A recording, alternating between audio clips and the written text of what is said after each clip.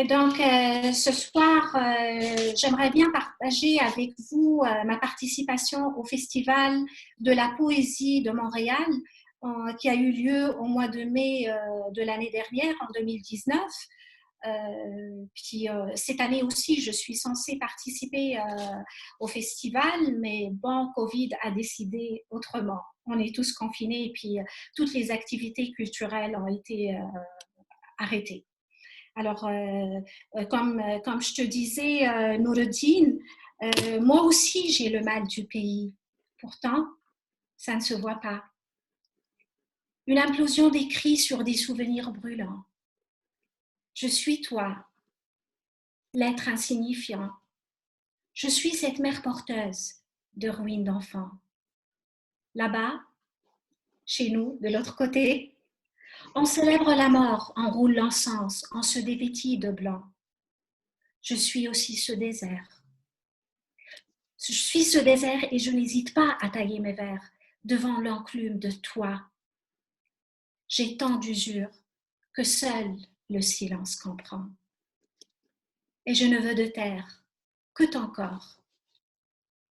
Cette poésie à fleur de sens porte nos éraflures, nos déchirements. J'implore la nuit, je voudrais ce soir perdre avec vous la raison. Notre soirée est longue, pourtant trop courte pour dire l'essentiel de l'important. Aujourd'hui encore, j'ai le mal de verre. Et de verre en fer, je traîne l'enfant.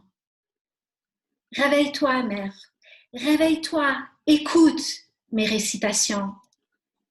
Ouf, si tu savais, j'ai dévoilé tes secrets si bien gardés. J'ai défoncé ta forteresse d'interdits. Ton silence, j'ai brisé. Pardonne-moi, j'ai froid sans lui. Le désir crépite au frôlement de ses yeux. Je ne peux résister. Je froisse les crins de son regard. Je vole un fougue baiser. Ce soir, je m'ébats la chasteté. Et les souvenirs s'enflamment aux effluves d'été. Et les perles de sueur déferlent sur nos corps, jonchés de senteurs épicées. Je serre mes seins pour abreuver l'instant.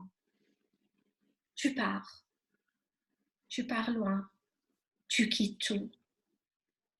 La nuit tombe en silence, je me cache pour prier. Je me souviens encore de nos larmes qui goûtent l'océan. Je m'évade loin de nous pour écrire l'incertitude que nous vivons. Et nous traversons ensemble les portes de l'inconnu.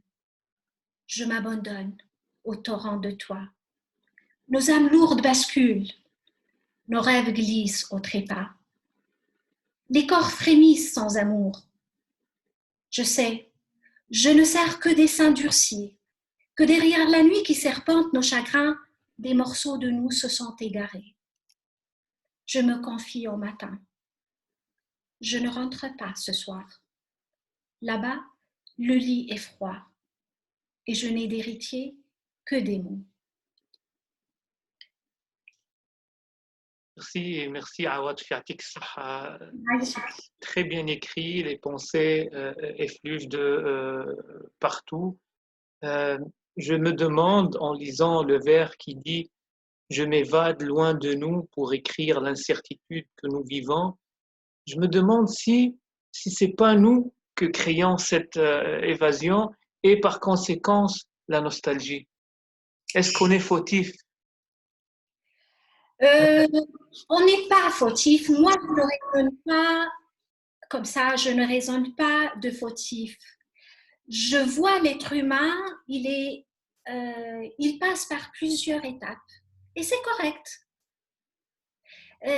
Ça dépend, il prend des décisions, mais les décisions, il ne peut les prendre que dans un contexte déterminé, dans un temps bien précis, selon des données bien déterminées. En ce moment-là, il a jugé que c'était la chose la plus juste à faire pour lui. alors il l'a prise, il a quitté, il est resté. Parce que nous, aujourd'hui, on est là, on a quitté, on vit ce déchirement. Mais de l'autre côté, ceux qui sont restés là-bas regrettent ne pas avoir quitté. Alors il y a toujours quelque part ce regret, cette douleur. L'être humain n'est jamais satisfait. Subhanallah, c'est comme ça, on est fait comme ça. On fait quelque chose et on est convaincu à un certain moment, mais après on évolue, la pensée évolue, nos émotions évoluent, notre façon de voir les choses évolue, tout évolue en nous. Et en évoluant, on repense nos décisions, on repense nos choix, on repense, il n'y a rien qui est coulé dans du béton, tout change et tout est sujet à un changement. Awatrf, on a passé par la littérature française, la littérature arabe classique, mais il faut dire que dans la chanson tunisienne, qui fait partie de la littérature populaire tunisienne, parce que ça existe, il y a beaucoup d'exemples, il y a beaucoup de parties où on évoque la nostalgie, le hanin, نرجع التالي زعمة يا لندرا يا ترجعش الايام. انا شخصيا من الابيات الشعريه اللي وقع تلحينها الى اخره واصبحت اغنيه تونسيه قريب تكون من التراث. توا الاشخاص نحبوهم ونقدروهم برشا في الثقافه التونسيه. اغنيه زعمه يصافي الدهر يا مشكايه، اللي وين نقولوا كلمة زعمة يا لندرا زعمة ثم فهمتني الكلام هذاك كما نقولوا نحن في تونس. اي زعمة بقينا متعلقين بليبوتيتيك في وقت نحكيو على الحنين. بالطبيعة زعما نجموا نرجعوا للتالي، تقول الكلمات زعما يصافي الدهر يا مشكاية ونعود نضحك بعد طول بكاية، زعما يولي الدهر ويلاقينا وننسى من الأتعاب ما قاسينا، ونكمدوا اللي كان شامت فينا واللي تكلم فيه فاتو خفايا، زعما الفلك يدور ليا يوم ويردك، ونشوف ورد الحسن مالي خدك، ونحاسبك على اللي جرى على جرى اللي بعدك وعلى عذابي بفرقتك وشكاية. يعني الكلمات هذه خاصة نحن كبرنا مع السيدة نعمة وفترة يعني ولينا نكبر شوية في العمر ويشدنا الحنين للوقت هذاك ونقولوا محلاهم الغنيات الوقت هذاك، محلاهم كيفاش كانوا يتغنوا وكان المعنى يعني الأغنية عندها قيمتها كما كنا نحكي في زعما يصافي الدهر يا مشكاية.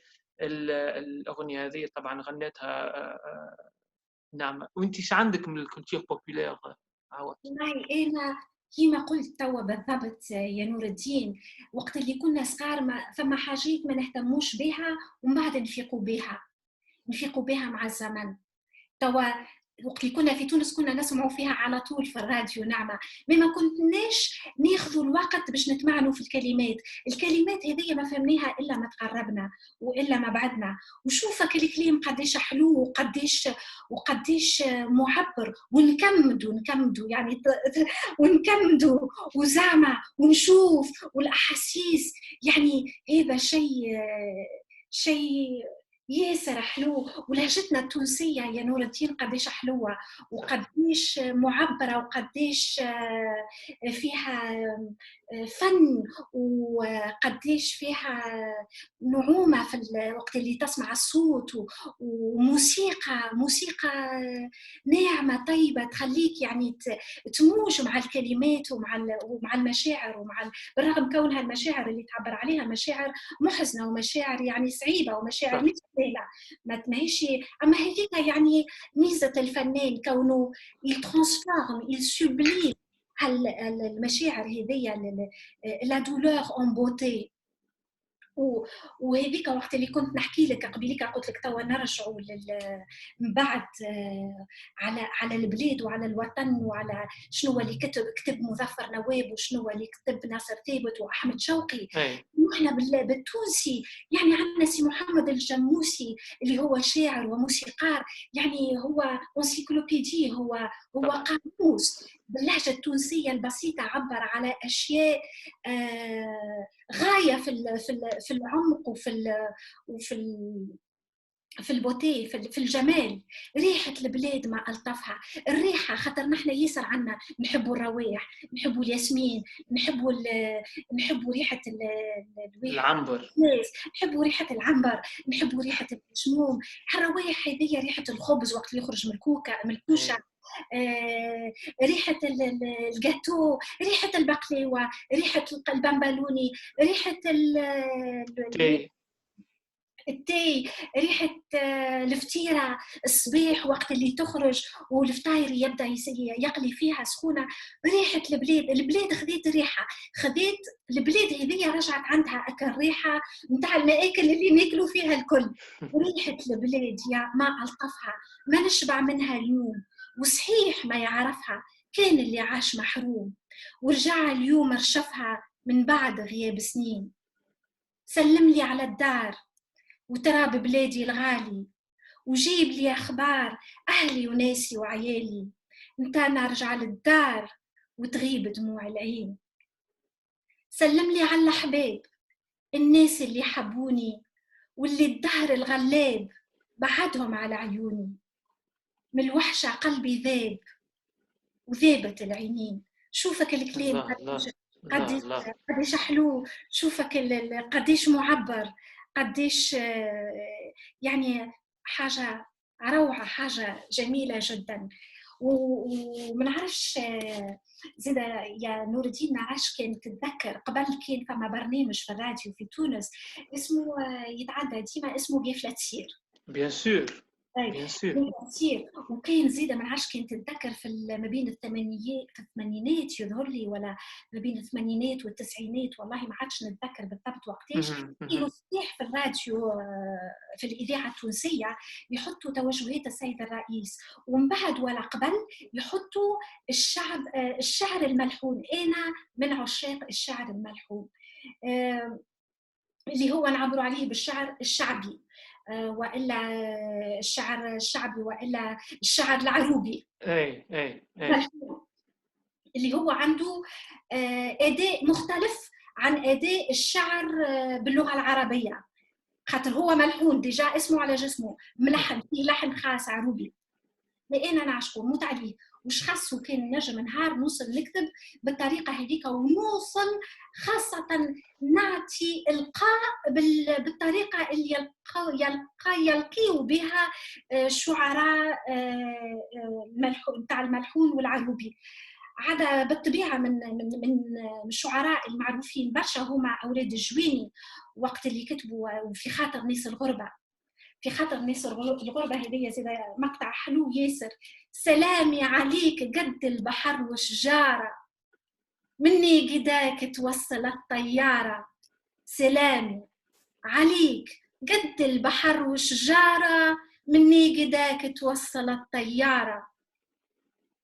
جوابك عزيز عليا طفى نار كانت في الجواجي حية، فيه نفر جدي من خلاص النية، وحب حق ما فيهش غشش لمرارة.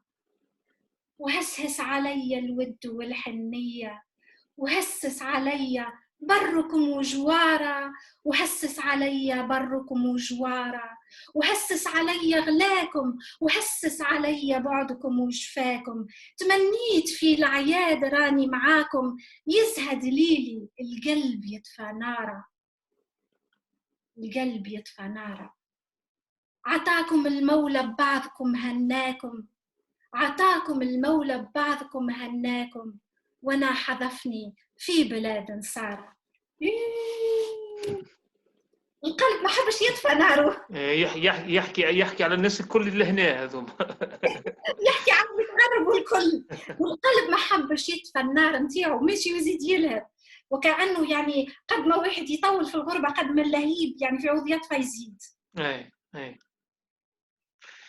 يعطيك الصحة عواد، في كل فواياج فريمون يعني مشينا من اللغة العربية الفصحى للغة الفرنسية للدارجة للأغاني للتوحيدي إلى آخره، ألفريد دو موسي تو الموند.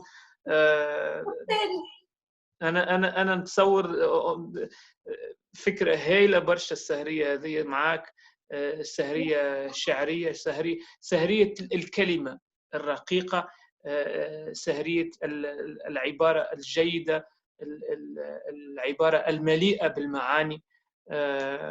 أنا والله شخصيا في دراستي وإلا في تعاملي مع الناس بصفة عامة نعشق برشا الناس اللي يعرفوا استعمال الكلمات.